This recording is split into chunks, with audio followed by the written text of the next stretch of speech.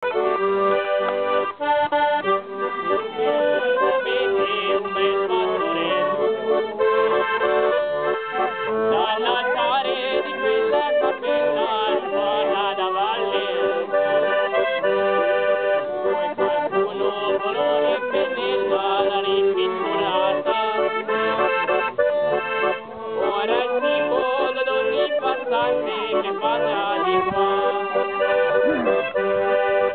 Madonnina dei riccioli d'oro ha girato fiume per quell'uomo che sogna in un campo, per la donna che soffre da tempo, in estate vedi sotto il sole, e d'inverno tranquillo la neve, ma c'è cuore che la primavera, disegata dei fiori persi, e butteremo paradiso, non hai paradiso, sorriso, regalo mio, di che noi siamo felici, siamo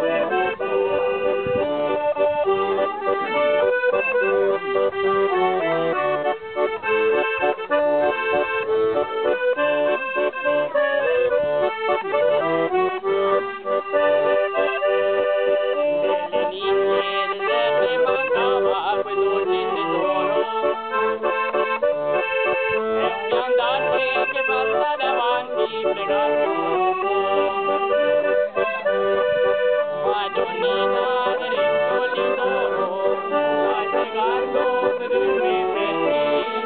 per quell'uomo che sogna in un campo, ma che soffre da tempo, in estate